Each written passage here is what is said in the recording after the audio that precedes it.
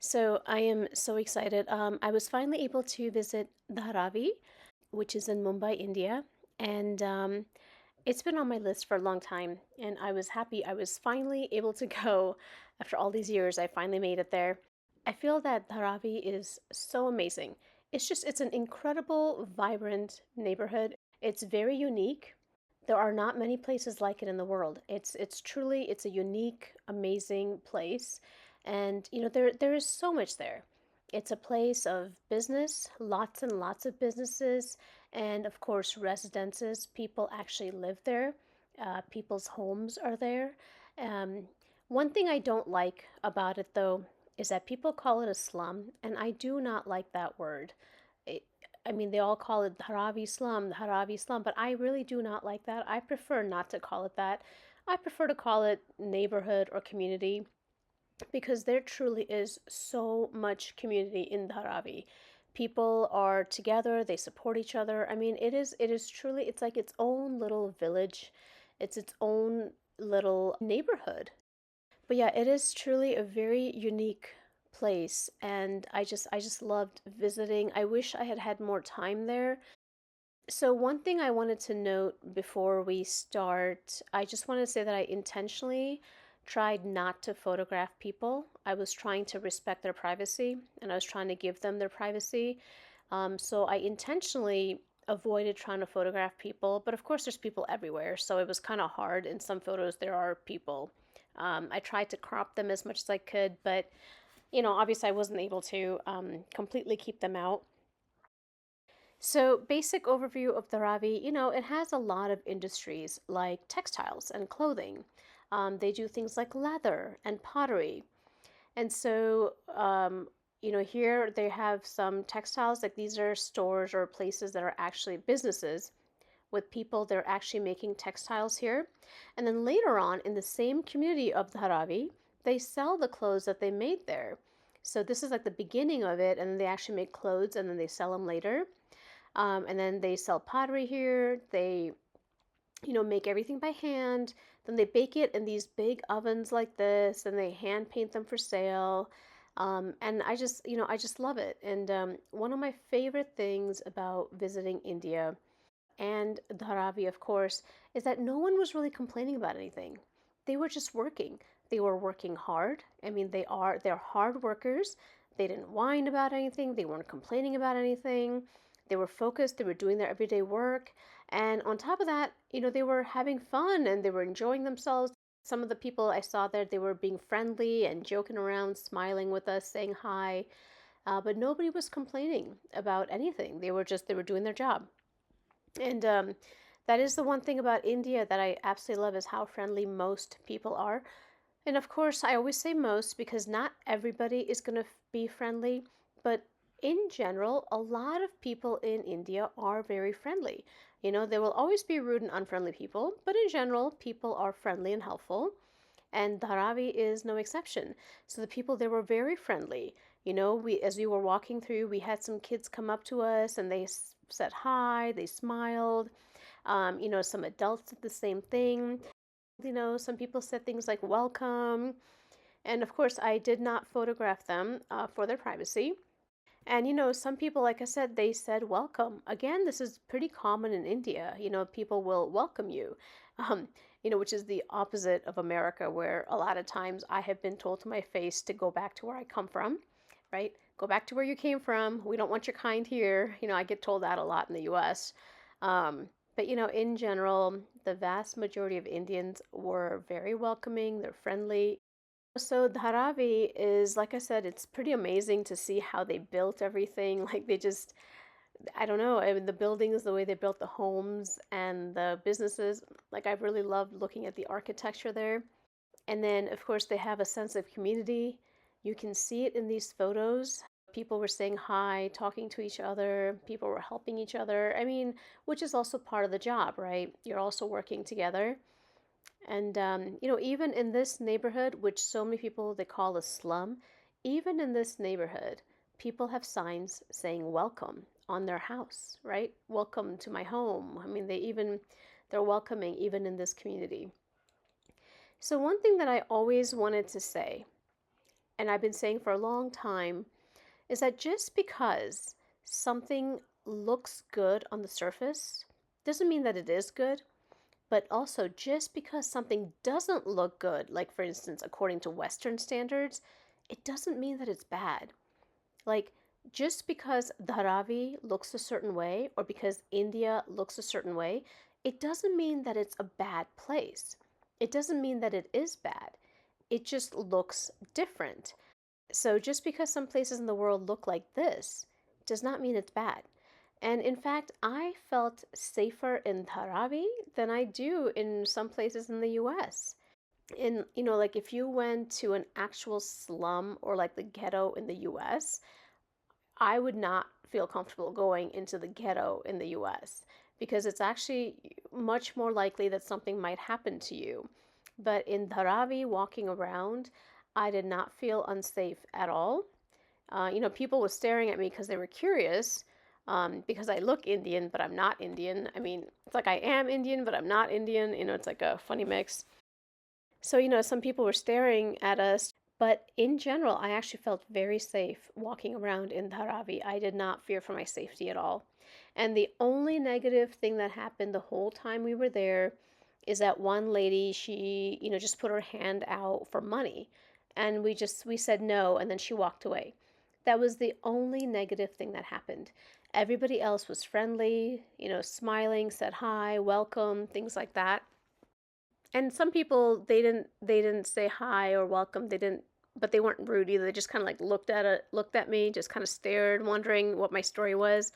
And then, they just went on and moved on with their life and did whatever they were doing. But so that's something I always like to point out is that just because something looks good according to Western standards doesn't mean it actually is good. And just because something looks bad doesn't mean that it is bad. They always say, don't ever judge a book by its cover. Well, it's the same thing. If you go somewhere and then people say, oh, it's a slum, it's a slum, it doesn't mean that it's bad. It doesn't mean that it's dangerous. It depends where you are in the world. But in general, just because something doesn't look good, it doesn't automatically make it bad. Diversity means being different. So people have different ways of life. And that's the way it should be, right? Another thing that I love about India, and actually many countries like India, is that they have a simpler life. In the sense that when you look at these types of machines, they are man powered. There is no electricity used. It is not polluting at all. You don't need a battery, you don't need to charge it. I mean, you don't, you just use human power, just manpower, and you can make this machine work. It's just, you push it, it goes. In the past, even there was more of this stuff around, but they're modernizing everything. And actually, it's funny because the more they modernize, the more they pollute, because then they're using machines that actually do cause things like emissions. But yeah, when I was younger, I remember people, they used to do things like men would be pushing carts, or like they would have bullock carts. So they would have animals helping pull or push things. So it was not polluting. And it was simple, which I really, really like that kind of stuff. So yeah, so people use simple machines without motors, no need for gas, no need for batteries. They used horses, buffalo to pull them, or just men. But I really, really like that kind of stuff. It's simple, non-polluting, and if it breaks, it's such an easy fix.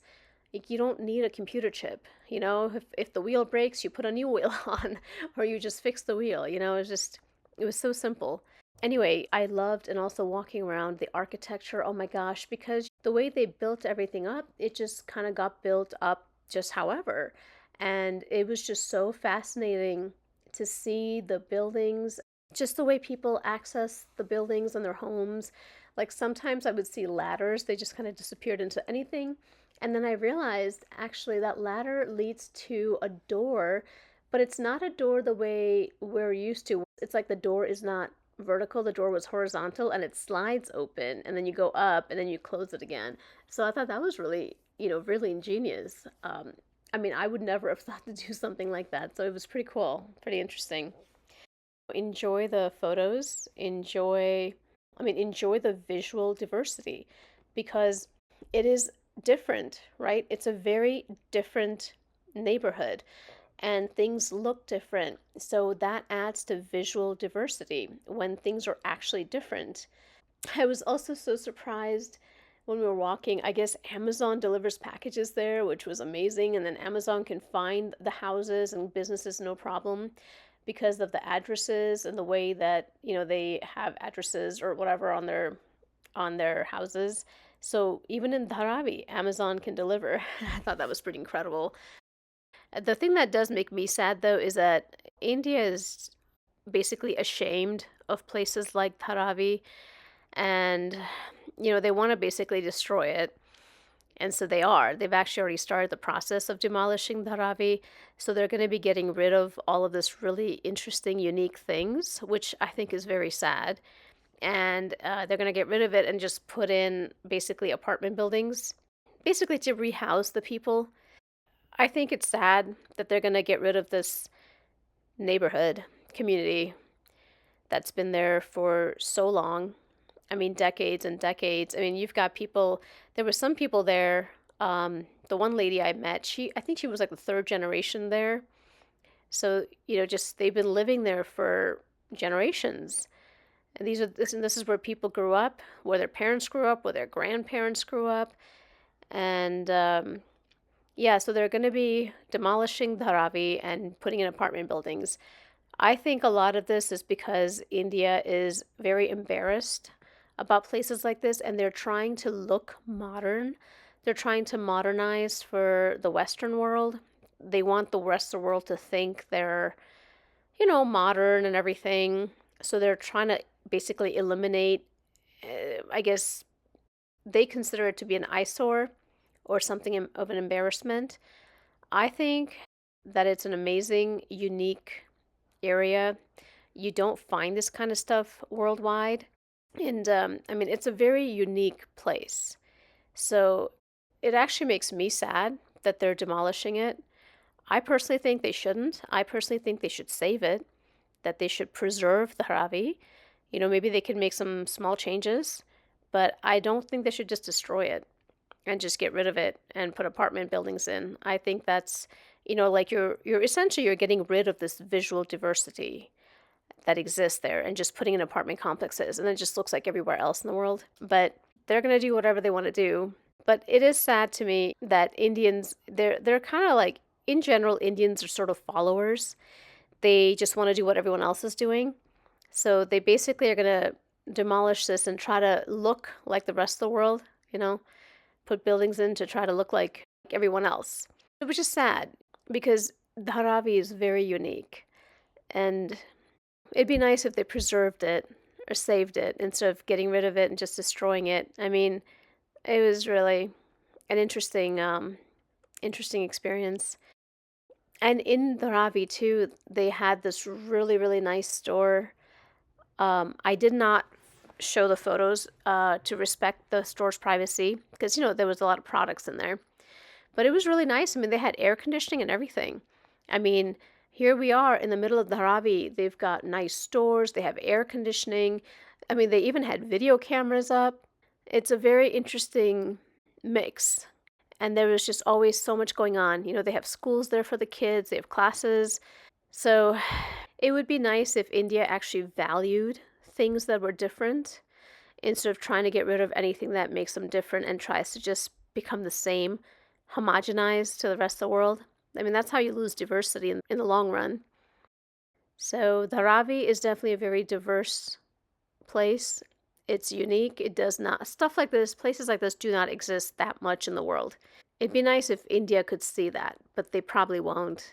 They probably won't understand that how unique it is, how wonderful it is. But it's their decision too. Maybe the people there don't want to live there. I don't know. And if you like what you see, please hit that like button and subscribe for more videos. Thank you so much for your time.